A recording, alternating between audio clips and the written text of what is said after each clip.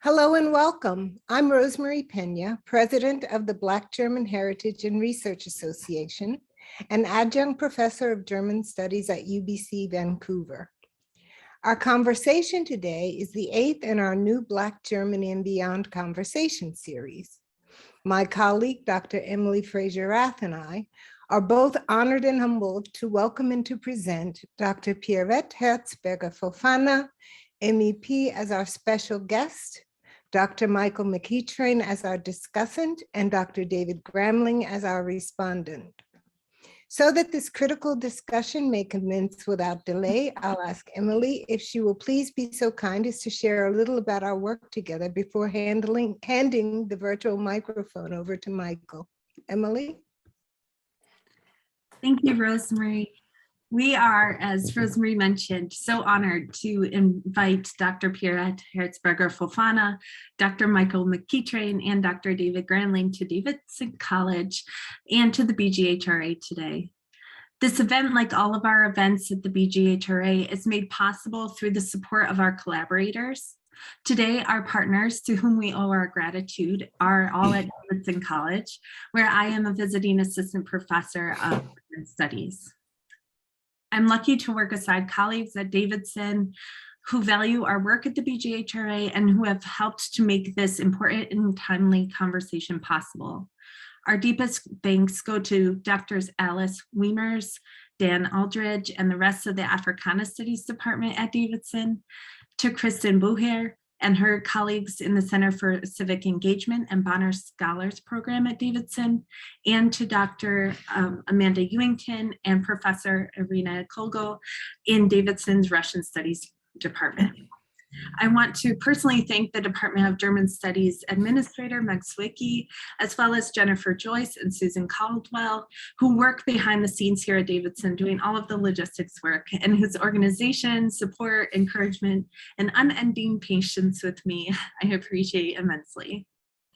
It is now my honor to introduce to you one of my favorite guests we've had at the BGHRA this past year, Dr. Michael McEachrain.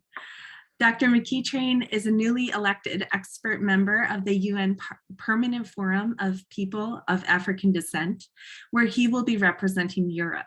He is the co-founder of the European Network of People of African Descent in Berlin and the co-initiator of the Being Black in the EU 2018 report.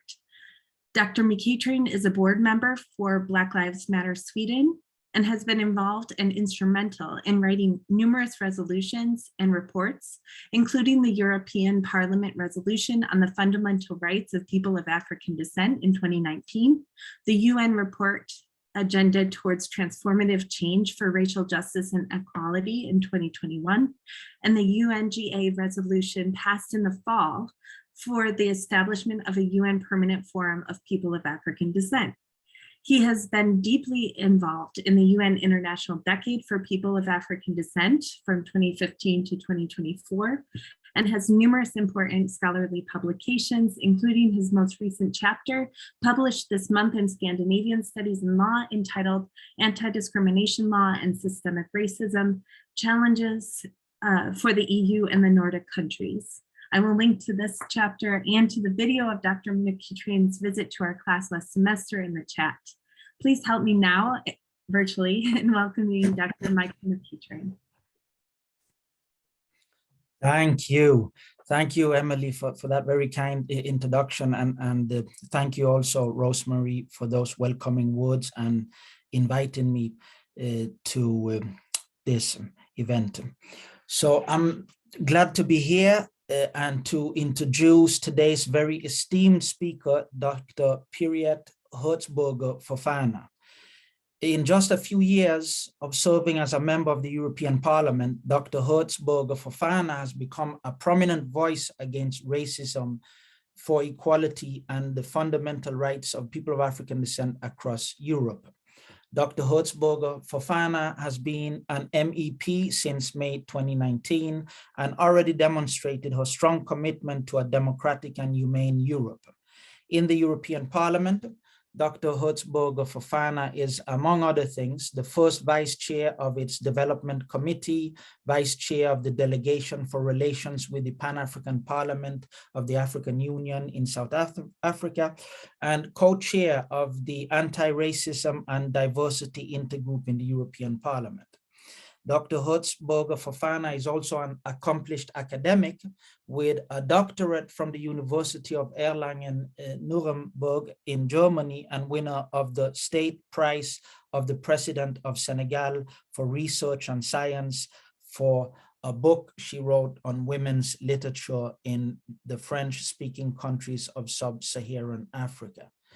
With us here today as respondent to Dr. Herzberger-Fofana's talk, we also have Dr. David Gramling, who is a professor of German studies and the head of the Department of Central, Eastern, and Northern European Studies at the University of British Columbia in Vancouver, Canada. We are delighted to have you both here. Now over to you, Dr. Herzberger-Fofana. Thank you.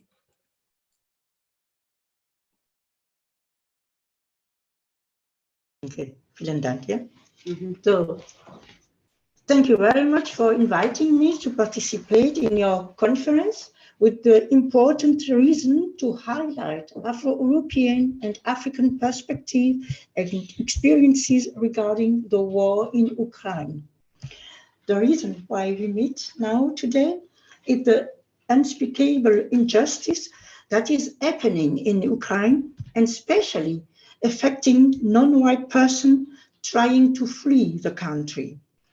And as a co-chair of the RD is the European Parliament Anti-Racism and Diversity Intergroup, we express our solidarity with all the people who are currently experiencing Russian military aggression in Ukraine.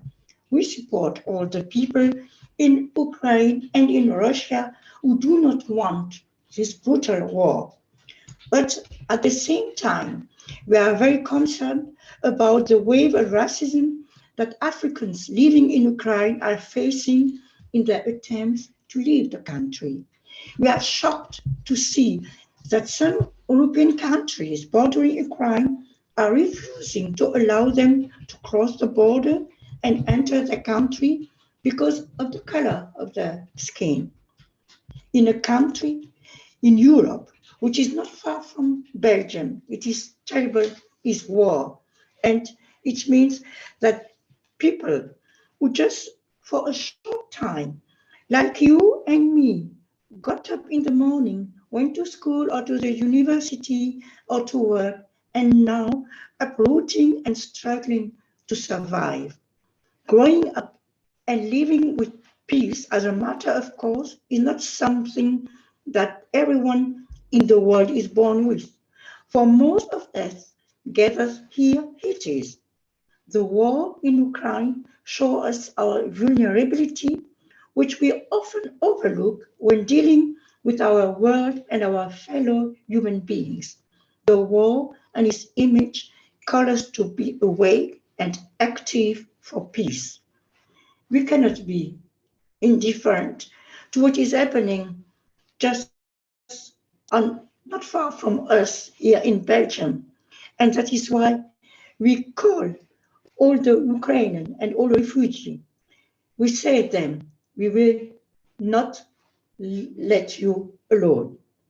And in Europe, we are very, very overwhelmed by how many people are expressing their solidarity and showing that despite all individual differences, we stand up together for peace.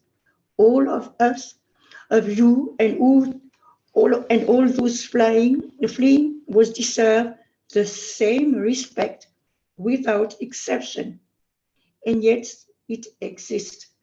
The hidden but also open racism that wants to claim differences in the treatment of a human being and that does not remain silent despite the war. For 4 weeks, we have been receiving pictures showing how Black people, often students who were in Ukraine on exchange or making study, are stopped at the border and prevented in their attempt to flee. It must be said very loudly in this regard. Everyone has the right to flee and to be treated in a welcoming manner, regardless their skin color, nationality, or sexual orientation. Fortunately, many people in this country have become active here in Europe in helping those who have been and are being made more difficult to flee. Against this background, I would like to explicitly thank also the students of my former high school where I was working, who renewed their commitment to the project School Without Racism, School with Courage, and collected money for those very refugee students from Ukraine who were victims of racist violence at the border. We have to help where we can. It is great to see how great society willingness is to take in a refugee, to care for them, to give them safety and security for at least a few hours. And for that, I am grateful, and I am grateful also all people here in Europe who are helping. Europe stands in solidarity with Ukraine based on European values. A peaceful Europe and a Europe struggling with war strictly reject classification on the basis of skin color, religion, or sexual orientation in every respect. In order to escape war and thus engagement of one's life, the decisive factor must be to be a human being, no more and no less.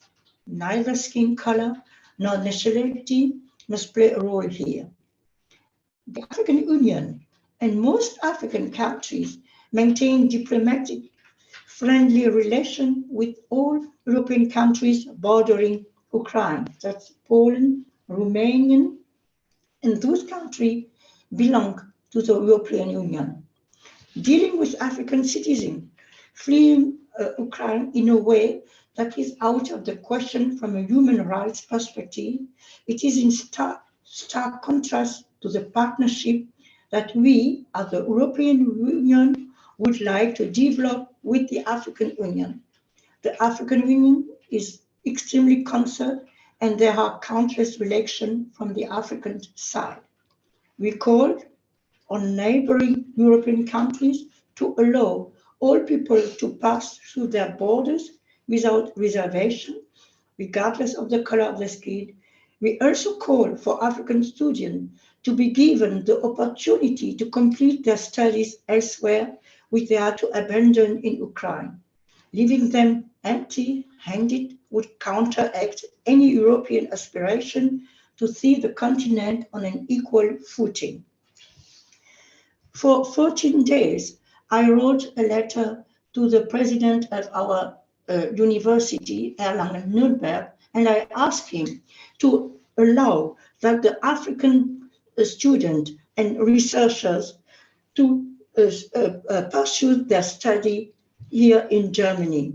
And I must very disappointed because I got an answer I wouldn't expect to get it, and they said it's not possible that African students who were in Ukraine, that they pursue their study in Germany, and they have all to leave Germany on the 24th of May.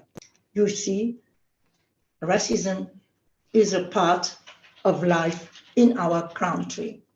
I hope, and our association, that the Association of the Black Parliamentarians in Germany start a petition. I didn't know if I send you the petition, because we are making that the government, that the German government, and in the Dutch government is my party, it's the Green Party, that they have to change that. Because African students who were in Ukraine, they were not as tourists. And when Germany says, for example, they can go back Africa because it's nowhere in Africa, you can say the same. So that's not properly. That's why, on behalf of all these of all these people in need, we heard a real and all-encompassing show of humanity. People who wish to flee Ukraine must all be treated equally. That is a question of human rights. What we have seen was not very nice. And myself, I spoke with somebody who were in a bunker in Kherson, and who told me that he stayed 3 days without eating. I know that the Black diaspora in Belgium is also very active, and they are trying to bring them to Belgium. But another point I have to highlight that contrary to Germany, France now want to take all the Africans who were studying in Ukraine so that they can study in Toulouse. I have seen you are from Toulouse, and they are coming, most of them are going to Toulouse, and they are going to study there to finish their study. So, and that's why I would like to suggest that all those who were already engaged, all those African students in their academic education in Ukraine, should be given the opportunity to continue their education in the country where they came. It must be our interest that young people invest in their future through education. As citizens of a university city, it must be in our interest to take responsibility in this regard and keep the gates of education open for all those who have escaped the war and its supposed lack of alternatives. Therefore, I call on those responsible once again, show solidarity with all refugees and ensure that all students from Ukraine find new future perspective and sound educational opportunities in our city. That's a big city, that's a university city with 40,000 students.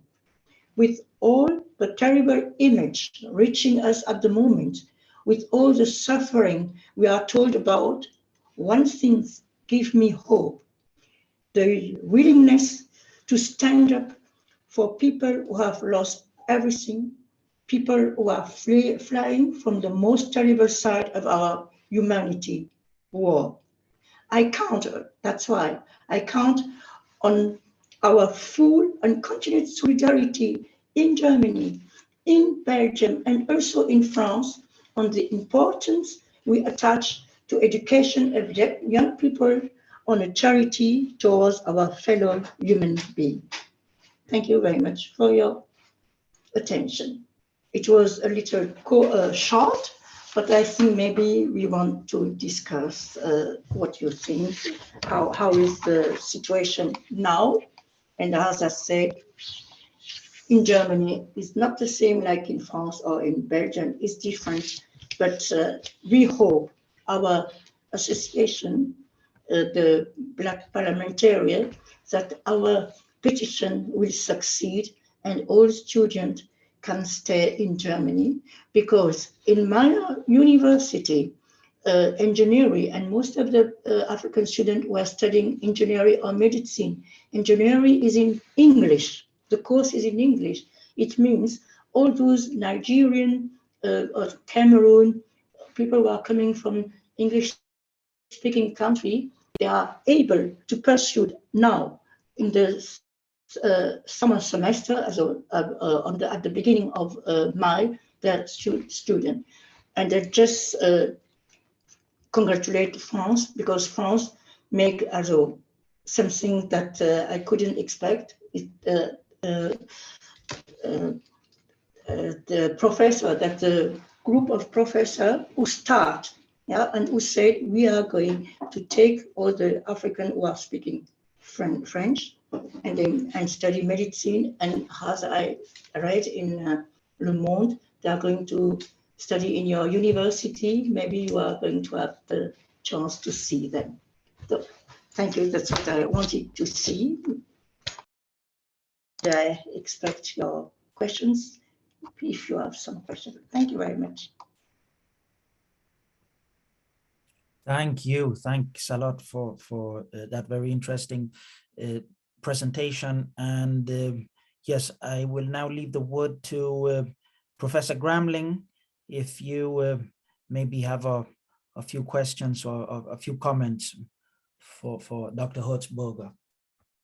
Thank you. Thank you very much, Dr. McEachran. Dr. Herzberger-Fofana, such a pleasure and an honor to be able to speak with you. Thank you so much for being with us and taking the time out of your extraordinarily busy schedule to speak with us today. I'm at the University of British Columbia in Vancouver on Musqueam unceded Indigenous territory. And it is, I just have a couple of thoughts and then we can turn it over to questions from our audience and from other panelists. I'm conscious that people of African descent are currently in detention facilities in Poland, that people are having difficulty contacting them, locating them, that oftentimes once that contact is made, that families and friends are reassured, but there are still people who have not been located, and so beginning in late February, there were people of African descent being turned away from the borders in Ukraine who are trying to leave. European law and policy was not assisting them in the way that they were assisting European nationals. I have with me right here an essay by Mai Aim called "The Year 1990: Homeland and Unity from an Afro-German perspective," and it's Heimat und Einheit aus afrodeutscher Perspektive, and it made me think about this moment, because what Mai Aim was talking about in 1990 was the kind of Deutsch-Deutsche Einheit, so the German-German unity, and how with the fall of the Berlin Wall, there was this enthusiastic sense of solidarity between West Germans and East Germans, and those who fell out of that picture were people of African descent, and who in the rise of xenophobia and of violence in 1990 through 1994, that picture of unity was squeezing out people of African descent in Germany.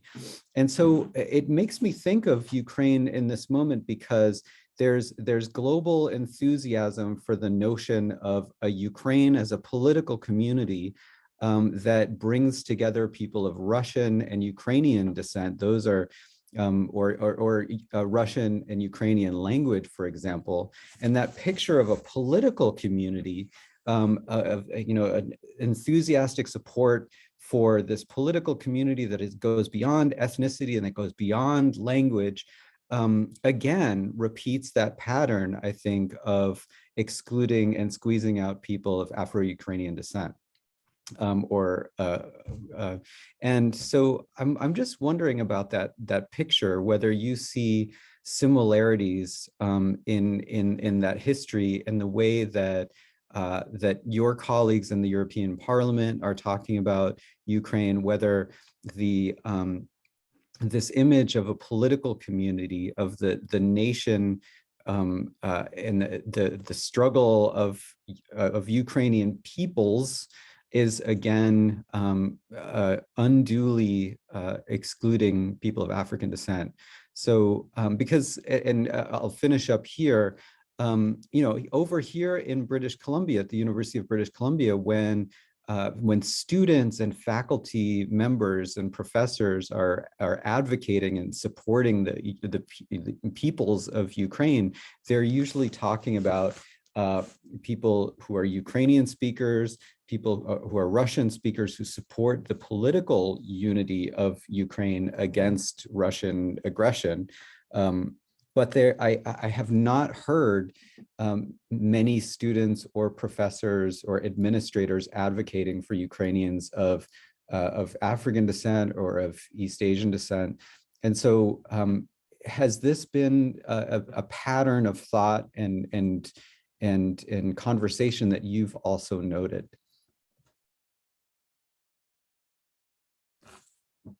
Sorry, thank you. So my Ayim was a friend of mine. I knew my Ayim by the time she was a student, before she wrote a book. And my Ayim was also, as I say, a friend of mine. And when she died, I knew that it was very pity, as we didn't expect that. She made, as you know, suicide. And I knew all of things she wrote because she used to send me before the things has been published. So it's a part. Now coming to the African descent from Ukraine, what you say is true. At the beginning, when we started to speak about the African descent while living in Ukraine, everybody said it's a fake news. It's not true. Yes, it was everywhere here in Germany. He said it's a fake news. It's not true. And Poland, and even when I say that at the development commission, the MEP from Poland was so excited, and she shouted and said it's not true because my country never made that. Yes, and even Charles Michel, that the president of the council, the president of the council was in the room, and said it's not true, it's not possible. The MEP from Romania, everybody said it's just fake news. It was the first week of March. If I have it in my mind, it might be on the 3rd or 4th of March when I said that. And it was terrible because nobody believed that at the beginning. And I had to say, it's true. We know that even a woman with a baby, 2 months baby in the arm, was not allowed to cross the border from Ukraine. And most of the Nigerian students have to say, we are not criminal, we are just students, don't shoot, because they were afraid that they will be killed from the police. It was very, very difficult. But now the things change a little bit because our association, they went to the border. And I am going to, in 14 days, I am going to Ukraine too, and to the border, and even with Ukraine, with the delegation of my party, and I'm going to look at that, because I am making now a report about the women who are on Ukraine, women from Ukraine. And I always say, in Ukraine, you have African descent, you have Asian descent, you have Indian descent, you have Arab descent. About all those people, nobody speak.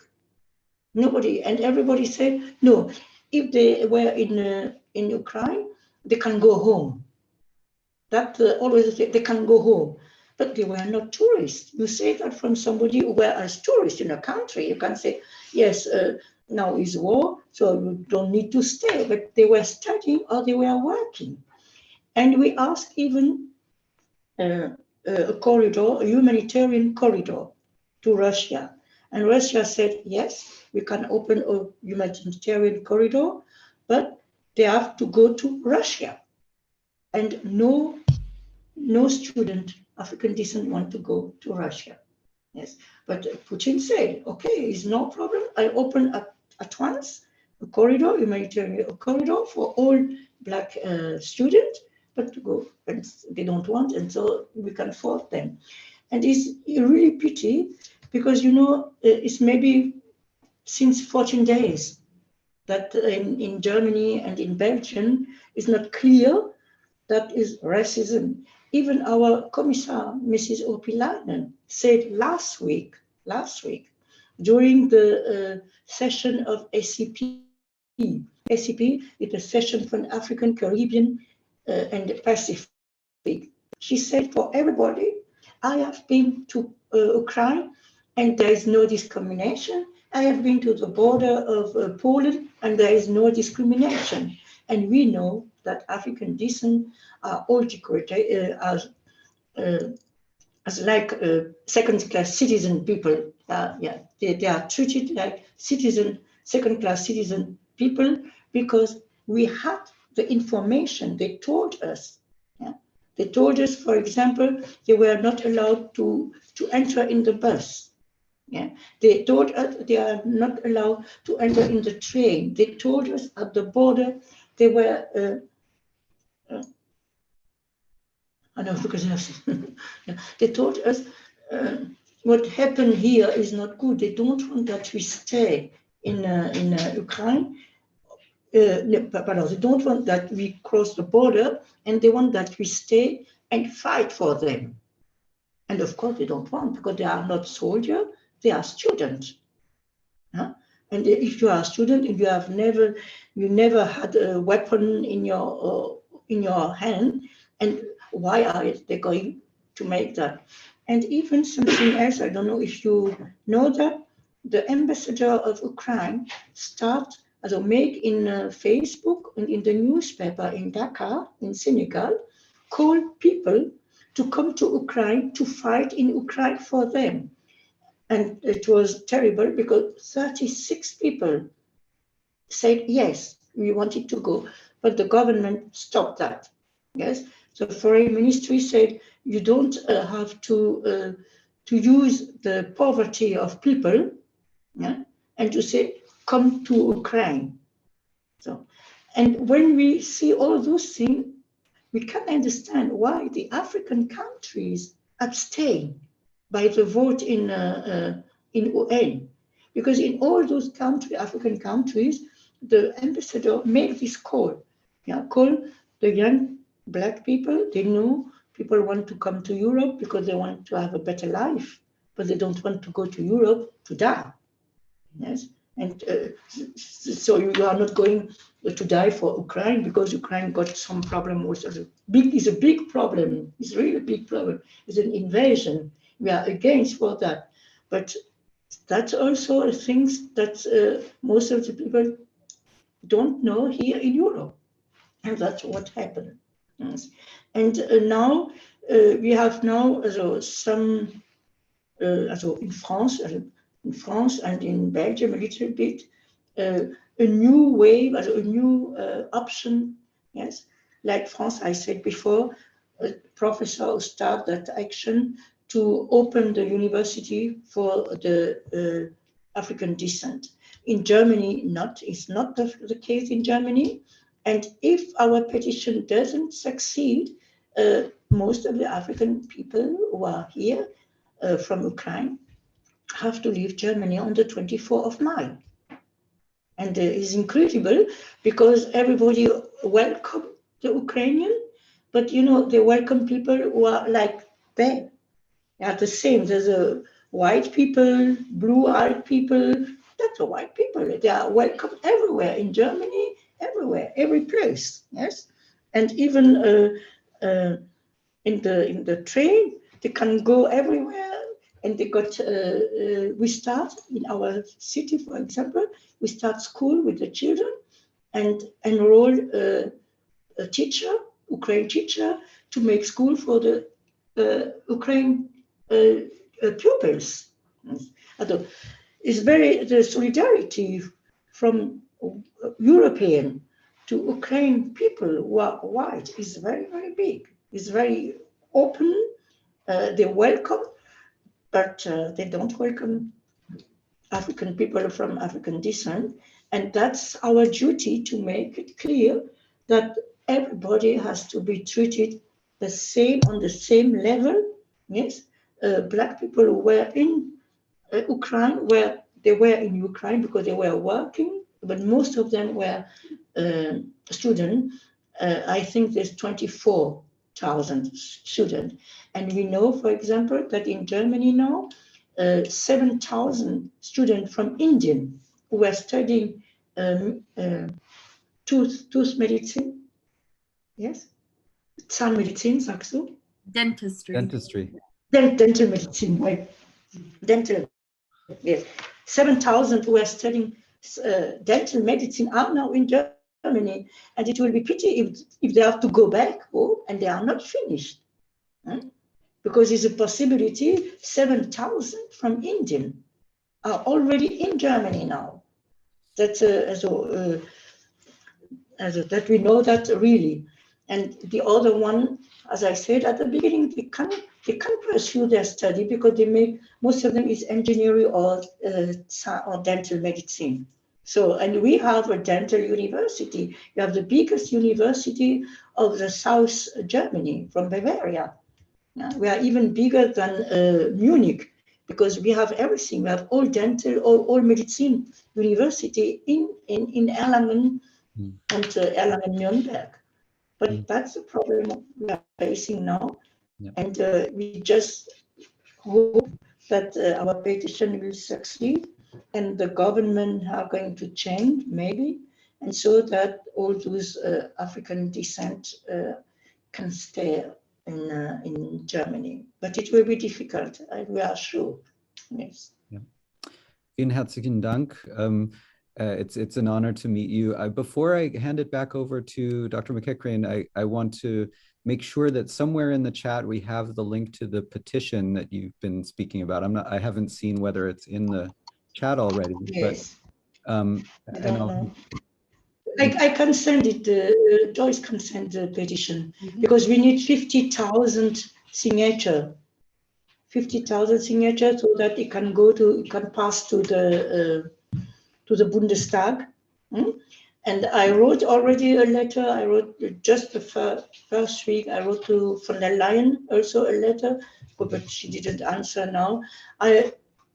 I wrote a letter, but I didn't send it to the African Union because after I think it might be not so good, you know, if I send that letter to the president of the African Union, who is now the president of Senegal, Macky Sall, and I know, but I thought it was not so good. I wrote it, it was finished, and I think it's better we make it on the European level because I know the situation and what people are thinking about that war.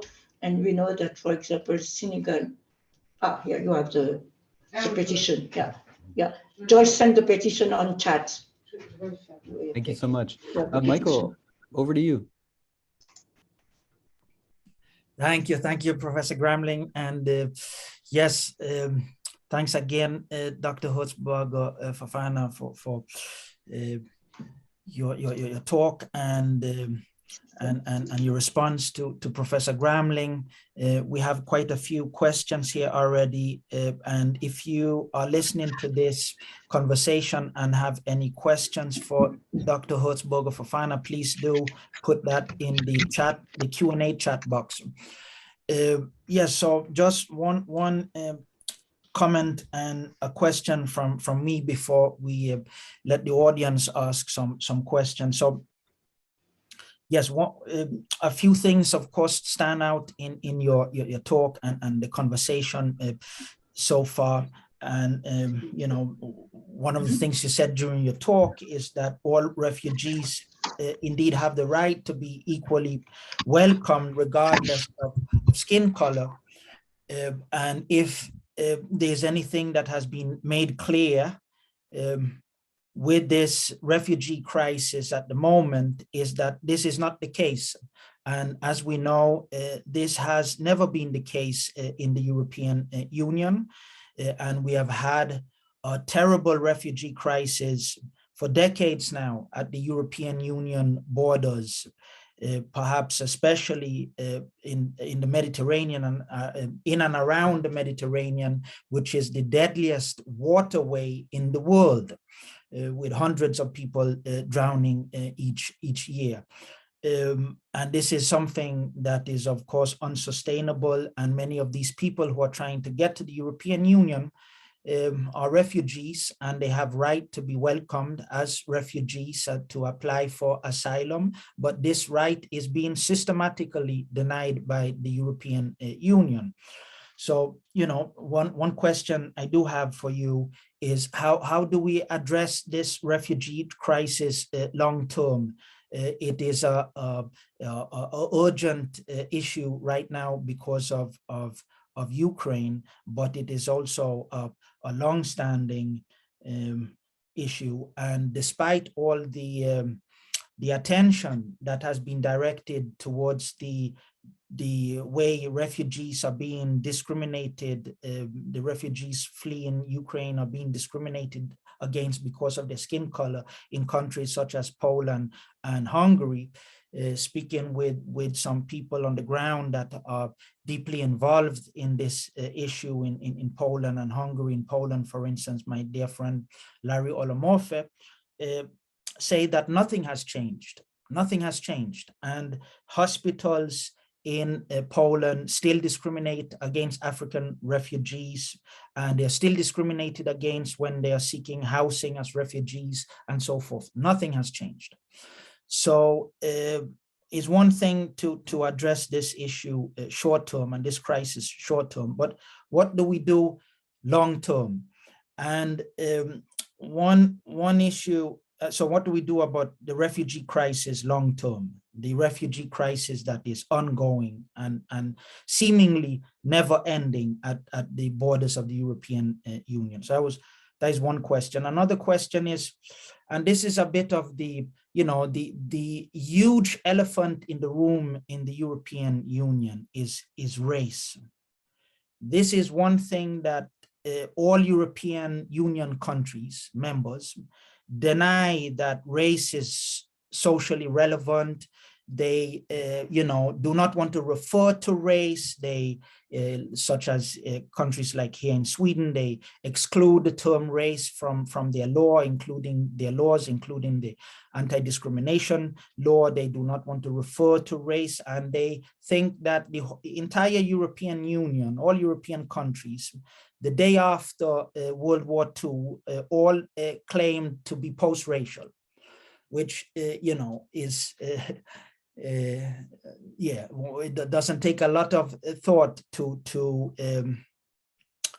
see that, it's very hard to see that would be the case. And if we look at statistics and we compare discrimination statistics across the European Union, it is clear that across the European Union, there's no doubt about that statistically, across the European Union, the most prominent ground of discrimination is race, is more prominent in fact than gender. And this might, come as a great surprise to a lot of people. But if we look at, for instance, say employment, it is clear that people of color of any gender are more discriminated against across Europe than white women, say, in employment. And, this is crystal clear here in Sweden, for instance, where if you are a Black Swede with a university degree of any gender, you are unlikely, and, I repeat, unlikely to find a job that matches your level of education. So, in fact, if you are a Black Swede in Sweden, it's, it can be considered, if you will, irrational to pursue higher education, thinking that will somehow then land you a better job. So race is a huge issue across Europe, yet race is not at all addressed, and it is swept under the rug, is not recognized, and so forth. How do we change this? How do we change this situation? And as also Professor Gramling mentioned about political community, what we can see also from the statistics is that when it comes to political communities across Europe, they are very inclusive of other ethnicities, other white ethnicities. And, the refugee crisis from Ukraine is an example of this, where Sweden and other countries are very welcoming and people are opening up their homes for refugees and so forth. But political community in Europe excludes people of color. And so nationalism in Sweden, you may speak of ethno-nationalism and national identity and European nationhoods as being based in ethnicity. But more fundamentally than ethnicity, they are based on race, and they're based on a white European sense of community and belonging. But how do we change this state of affairs? It's a huge question, but if you have any answers. So those were two questions, big ones, I know, but if you could offer some thoughts on those, thank you. So first of all, I want to say that racism didn't start with the war. Yeah, racism exists in all European countries, East countries, West countries, in all European countries. I don't know the situation very good in Sweden, but I think it's like Germany. Usually people don't like to say I am a racist. They don't want that they are going to be a racist. Nobody is racist. If you speak with somebody, nobody is racist. Everybody is open-minded, or they say I am open-minded. But in fact, racism is very, very strong and deep in the mind, in the spirit, and also in the education. And I think when you ask how we can change it, we can change it through education. For example, in Europe, I am I believe that, for example, if we can change the books, the school books, for example, in Germany that I know very well, we have the possibility to change it, because most of the people don't know the real history, what happened. And most of the people in Germany, for example, I speak about Germany, I know very well Germany and France, they all think, oh, white people came to Africa, they brought civilization, and it was everything good, but it's better you stay at home. Yes, you stay in Africa and everything will be good. So now we have a new generation. And before I was speaking with somebody before I spoke with you, and I think that, for example, the Black Lives Matter movement, it was a movement that opened the mind in most of the people in Europe, and like Germany, for example, because most of people are not conscious that racism exists. They think, oh, racism is a thing from some Black people who are just speaking about that, but in reality, it's not like that. No, that exists. And if you have the possibility now, for example, to to make this duty of memory, yes, the duty of memory, but properly. It means we have to change how we are teaching the history. We have to look at again what happened in Europe, what happened in Africa, what happened with this changing, yes, and really to speak about what was not fair, what was not good, yes, and I think at least at school is it possible, because as I say, for example, in Germany, nobody until for 2 or 3 years, nobody even didn't know that Germany has colony. Nobody didn't know about Namibia. When you, bye, thank you. Nobody didn't know that, you know.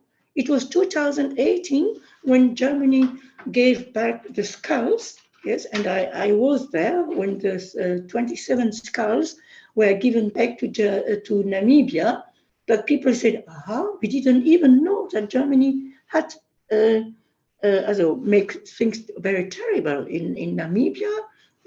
I think you know that 80,000 Herero that they killed. Yes, take the skulls, brought the skulls to Germany to make research, and and on the research, based on the research, they start to make the research about the Jews. That's the things that nobody knows. Yes, and when you say, well, I know, because when I wrote my books 2010, and I said that, everybody said, are you sure? Are you sure? Yes, of course I am sure. Yes, everybody was surprised. And now, 2018, it came a big question from Namibia, and Germany said, okay, we are going to give the 27 back. And now last year, Germany said, okay, we are going to give 30 million money and so on, but it's not reparation. It's just money like development. And that's why I said we have to change, first of all, the books. We have to explain what happened between Congo and Belgium. How it might be that a country like Congo, 80,000 bigger than Belgium, belong one person. Is incredible. And when you say that, everyone say, are you sure? Is Congo so big? Say, of course, it's so big. It's 80,000. Believe me. Yeah? I made research on that. I know 80,000 bigger. How you can explain that Leopold said, is my country, is my property. So that's things nobody knows. How you said that's the same when you speak with Germany, when you speak with France. Yeah, for example, that we have now, and that's another topic, but it belongs on the changing the history. Yeah? What happened with all the art, Kunstwerke, fake art, also all arts pieces, yes? So when you said in Germany there are 80,000 in museum, everybody said, 80,000, are you sure? Of course I am sure. There are 80,000. There are 90,000 in Belgium. There are 100,000 in France. And now, so what happened? They have to give back, to restitute them, to give them back to the countries, to the African countries. But we can make this restitution as a cooperation in a dialogue, as we can explain it properly. But just, for example, the United Kingdom said, no, they don't give anything back. Because if they are going to give those things back to Africa, nobody can manage with that, and they are going to, after two days, it will be everything kaput, also destroyed, or something like that. Because racism in mind also. Racism that everything you make in Africa, you give back to Africa is not good. So come back to Germany. I don't know if you know, for example, that in Germany, we start, also some young people, I was not involved, start to take out of the constitution the word race. Yes, in Germany, we don't speak about race. So everybody has his own ID. I didn't think it was so good, for example, because we can speak also from race, but if we take it out, I am afraid that for a lot of people, you say, okay, we put that word out, so there is no racism now. No. It's not because I am taking it out from the Constitution, I take a word out from the Constitution, that racism is going to stop. It's not going to stop. And we can change it, we can help to change if we give another education to our children. Yes, for example, it's always my project, I said that's a school without racism, and school with respect. Yes, that one day I used to make it when I was at the school, to make one day as a project day, and just about the history between Africa and the United States, what happened during the slavery time, and so on. And because as long as people doesn't know what happened, I am sure racism will stay, because they are not conscious. All those terrible things happen in the United States, for example, during the slavery time. But if they know that, I think we have chance to change it now. And that's why Black Lives Matter was a good momentum, even if it was short, yeah, and it came down a little bit, but it's our duty as MEP, as you, as a teacher, to always come about and speak about and bring that topic everywhere, yeah, but to put it on school, because I think that's where we can change something. Yeah, that at school with the children, and they will be the next generation who are going to be in the politics and who are going to run the country, most of those European countries. So that's what I wanted to say. Thank you. Yes, thank you. So yes, just one more quick follow-up to what you just said. So education, you think education is the key to address? It's the key. Yes, is the key to address racial discrimination. And yes, I'm wondering though if education is sufficient, if education is enough. No, And it's not. if it's No. also not the case, that No, maybe it's not enough. no, it's not enough. And maybe also you know, what would be key to addressing this is first and foremost a recognition, a proper political recognition that this is a problem, and Yes. that racial discrimination is a reality in Europe. And not only is it a reality in Europe, it, you know, all the statistics that I have come across on when it comes to race clearly points out that racial discrimination is an issue, a quite prevalent issue in all areas of society and in all European societies. Yes. But there's no political recognition of this. So first and foremost, there needs to be political recognition of the problem in order to, you know, for there to be ownership and address. And then there needs to be solutions. And I would think also among the solutions would be equality mainstreaming for race.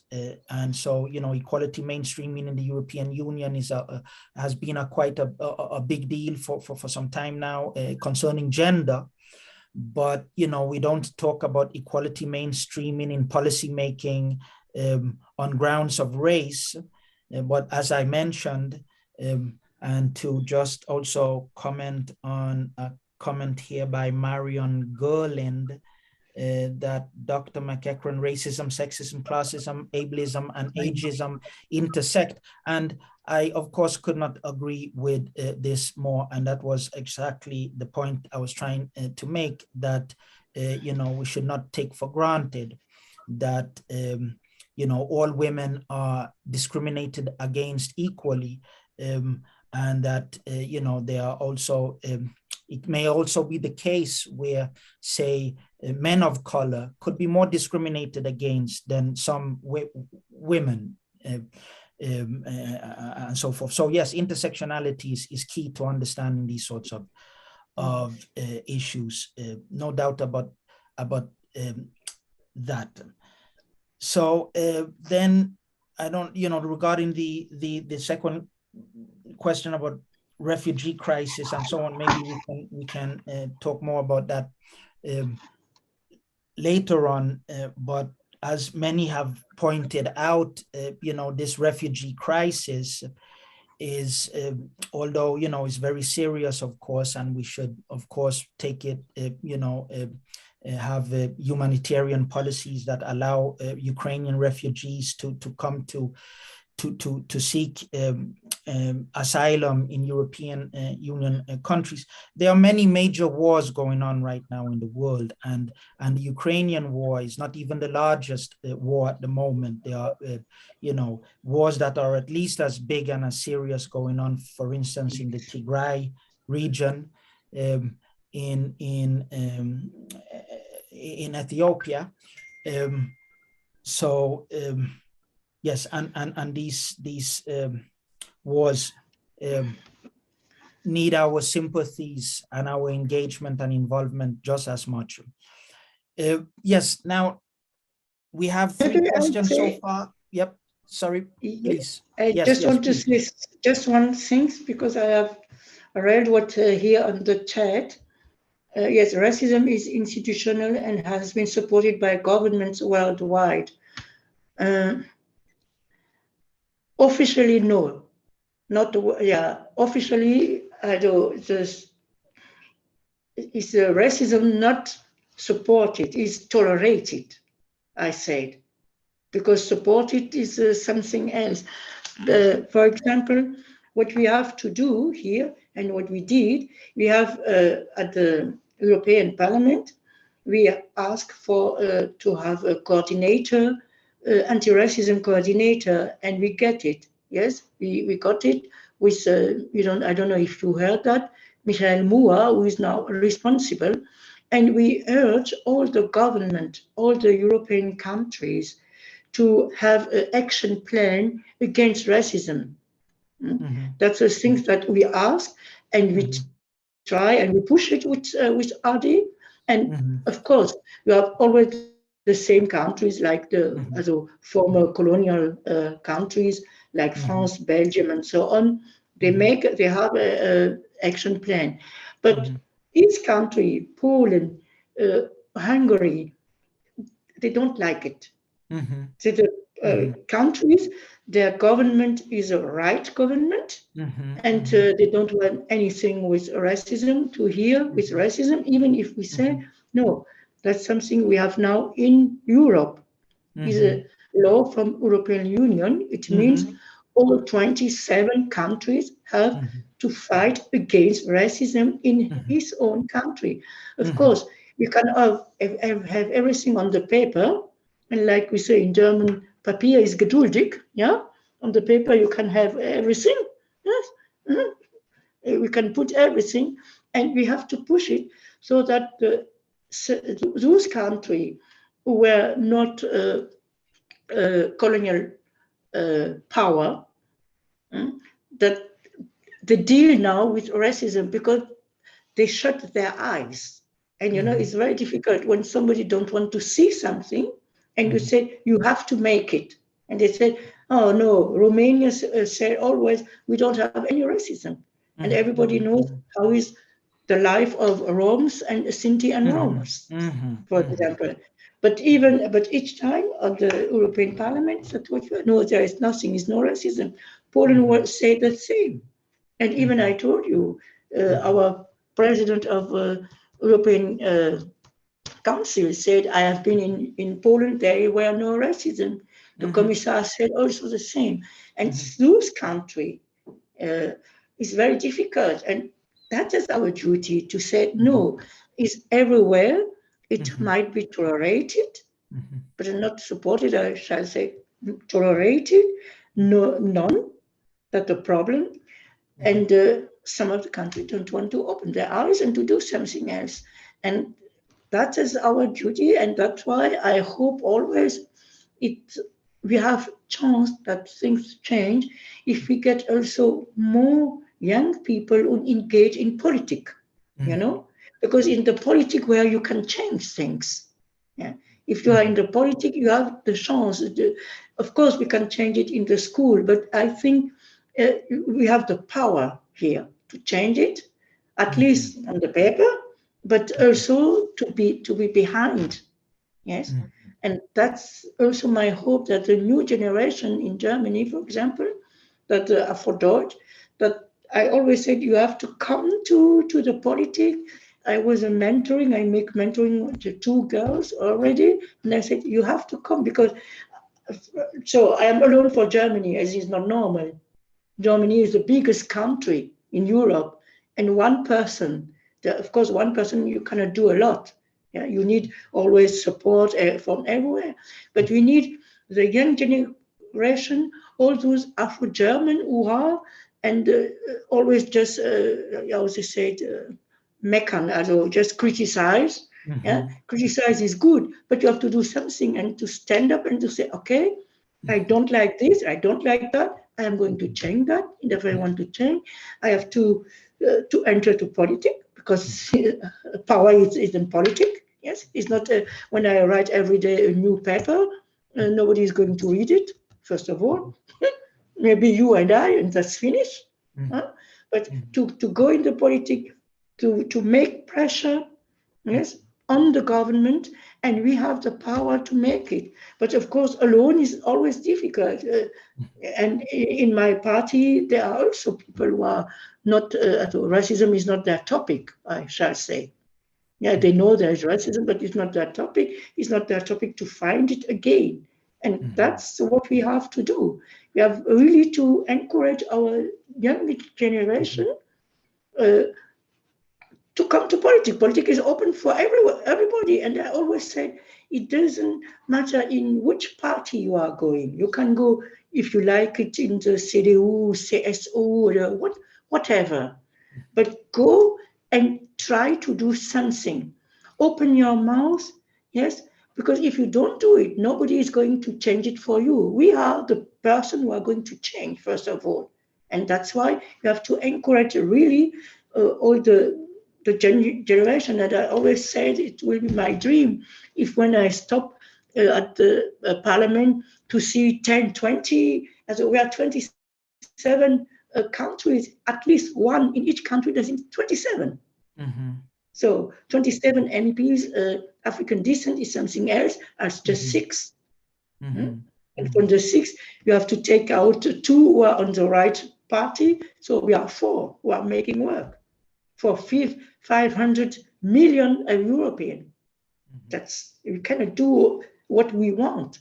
Of course, we need the support from our member state, from our generation, from our young people, but they have also to do something and not just criticize. Yes, go. I always say, enter in the party, be elected. Of course, it is difficult to be elected.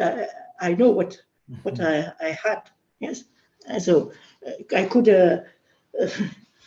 tell things and nobody will believe it, but it is okay. Doesn't matter. But try it. And if you are 20 who are trying, 30, 40, 50, at least for Germany, we are the biggest country.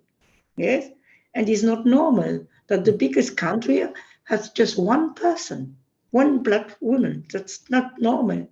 So, but we have really to push our young people. So they try, because most of them say, oh no, I don't think so. Of course, nobody is coming and say, here you are, come, I am going to put you now to elect you and so on. No, you have also to do something so that, yes, it's like that. So that one day we can say, okay, racism is not out of the world, but we try to change it. Yes, and that's what we have to do with the young generation, with all people who are not young like me also, because yes, we have also we are a lot of women and men who are over 50, and they have forces to do something. So, and everybody who said I can do something have to encourage and to do it. Try. Even if you try, you can succeed, but if you don't try, of course, nobody is going to change. Yes, that's all I wanted to say. Oh yes, thank you for that. I could not agree with you more on that point. And this is also one reason why people like yourself are so important and critical as role models for especially younger generations, to encourage them to be more democratically involved and engaged, and more politically involved and engaged, both as policymakers but also as civil society, and involve themselves in civil society organizing. So thanks a lot for that. I would wish that there would be maybe also European Union programs set up for this, mentorship programs and the like. I know the European Union framework for Roma inclusion does also, as a part of the framework, encourage setting up of programs to encourage Roma to be more politically involved, and also through policy making, but also through civil society organizations, and these sorts of programs are much needed for people of African descent and other people of color in Europe. And unfortunately, as you also very well know, a lot of people of youth of African descent feel alienated vis-a-vis politics, and feels that is not for them, and they don't want to be bothered and so forth. But that can easily also become a little defeatist, if you will.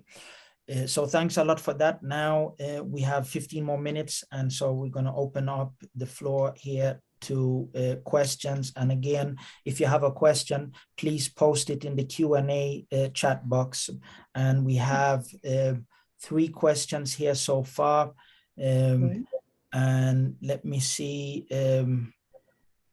one question here is, how many students need evacuation as students? Do we have any numbers? Do these governments have to pass legislation in order for the students to be allowed to study in, for example, France, Germany, or Belgium? As our association, we have evacuated 500. 500 we have evacuated, and there are 16,000 students in Ukraine, still in Ukraine. Most of the African students are coming from Congo, Cameroon, Kenya, and Ghana. There is no more from Senegal. Senegal evacuate all the Senegalese students. They are all in Senegal now. There is no more. They just were 32. And what we have also very big, that the Indian, but 7,000, as I said before, 7,000 came already to Germany, and there are, I think, 5,000 from Maghreb, also Morocco and Algeria. That's also biggest, and they are still there. And a lot of them are in Kherson. Kherson is the part where the Russian army is, yes, and they are there, and they cannot go out. In Kherson and in Odessa. So they are imprisoned. That's a problem. And as I said before, Putin said, okay, I can make humanitarian corridor, but for Russia. And nobody wants to go to Russia, no African. Just one, of course. So, sorry, one wanted to go to Russia because his wife is from Russia, and he's working, he's not student, he was working, and he said he can go to Russia. But as I said, in 14 days, if everything is okay, I am going to Ukraine with the delegation of our party, that with the vice president of the Ukraine delegation, because I want to speak with Ukrainian women, with women who are there, Roma women, there are a lot, and other women who are on Ukraine for my report that I am as I am making for the European Parliament. Yes, so I shall be, and maybe if I go, at least at the border is a shoe to Ukraine. We don't know. She said yes, we are going in 14 days with the Green Party. So great. Yes. If you can go, but nobody knows because it's war. Yes. Right. It might be we can enter to Ukraine. It might be we cannot enter. So we are going at least on the Polish border, and Polish border to Germany is not far. Yes. From Berlin is not far. No. Mm-hmm.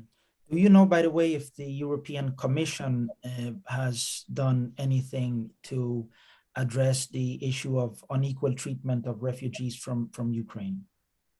So yes, the European Commission did a lot for the refugees of Ukraine. Money is given to Mrs. von der Leyen was there.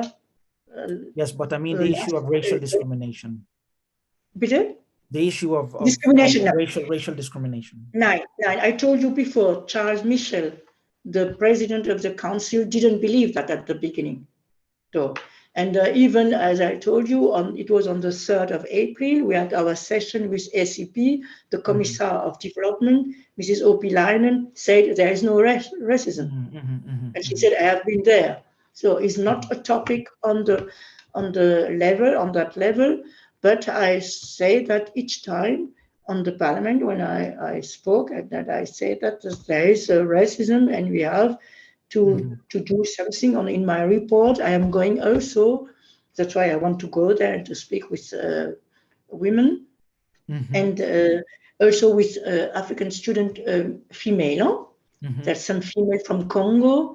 We have now, I think there are 4 or 5 who are now in Munich. They came last week in Munich, and I'm going also to speak with them because they were studying there.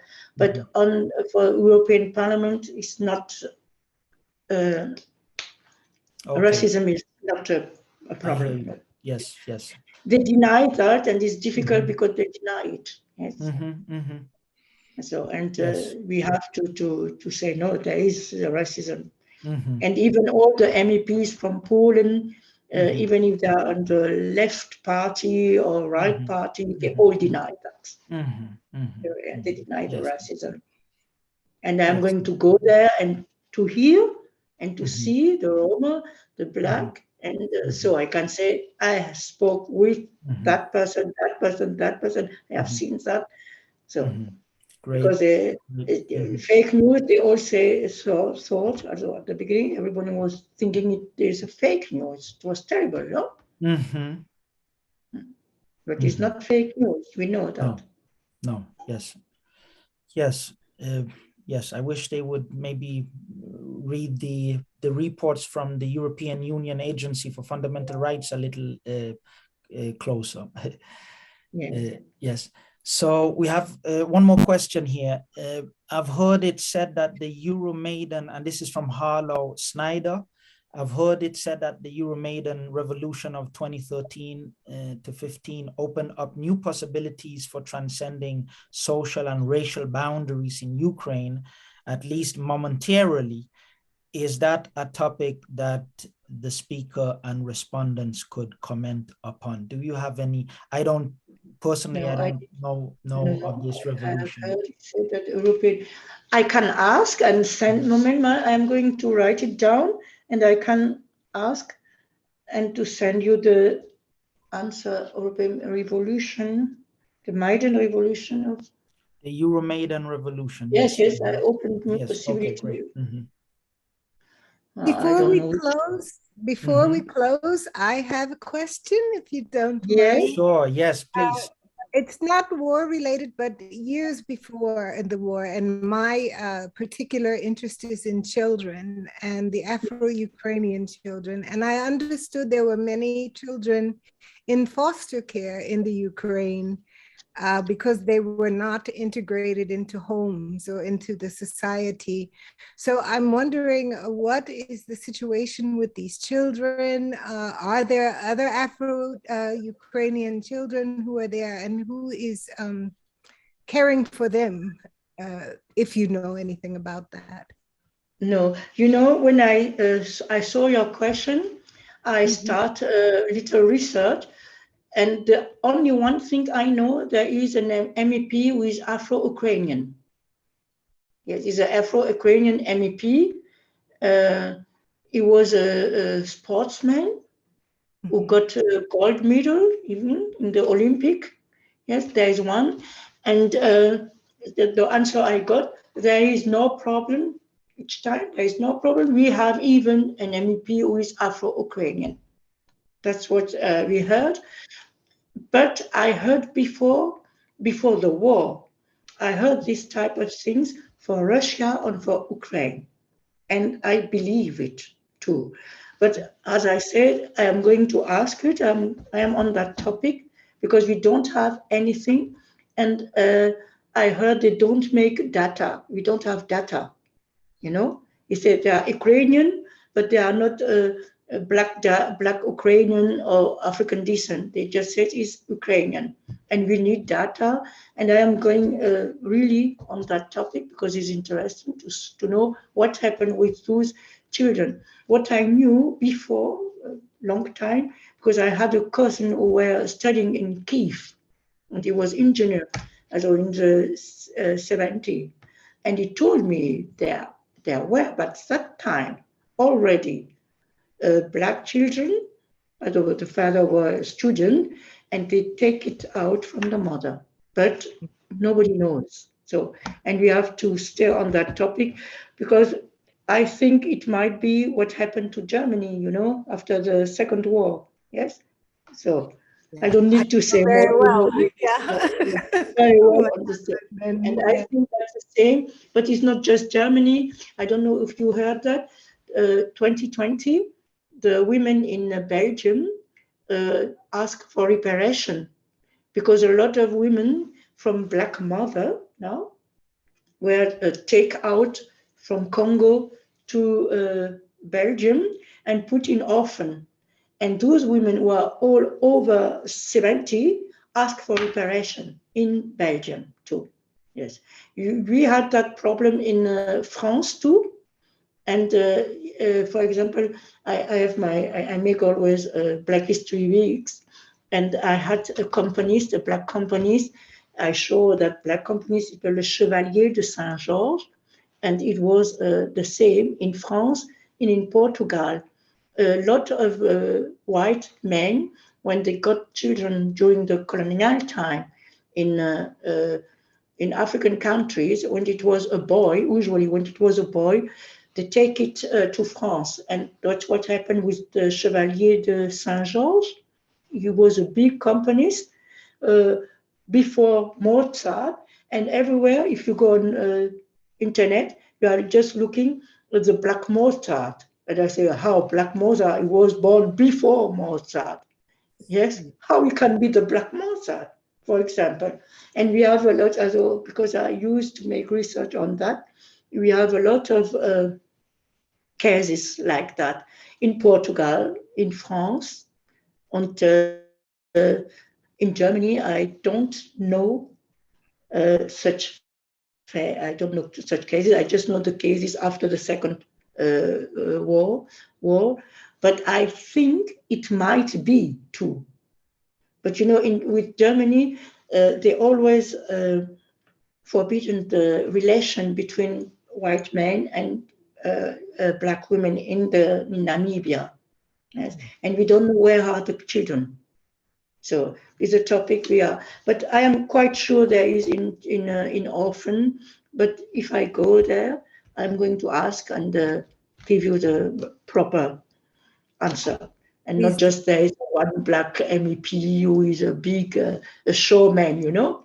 Thank you so much. And you will also hear from us with Michael and I this summer are working on our request for acknowledgement and reparations on behalf of the Black German adoptees after the war, before we're all too old, right? So it doesn't matter anymore.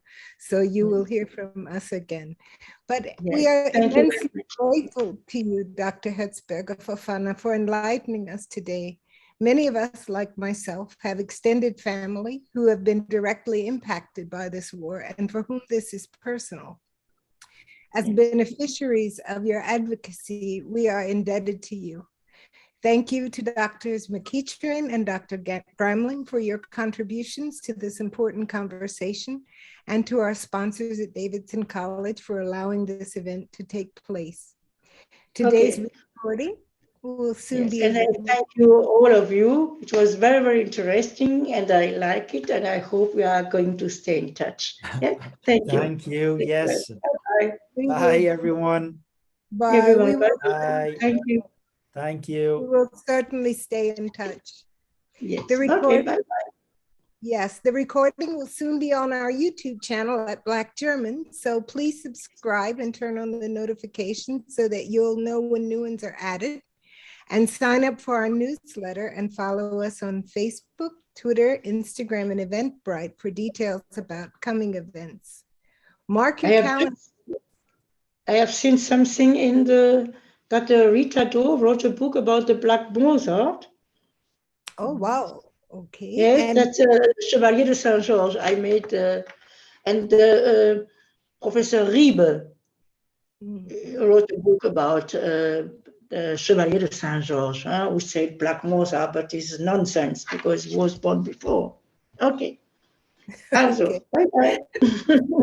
Please mark your calendars for April 21st and join us as we are hosting a conversation on Black girlhood and friendship in the former DDR, a conversation with Jeanette Footman and Janine Cantara.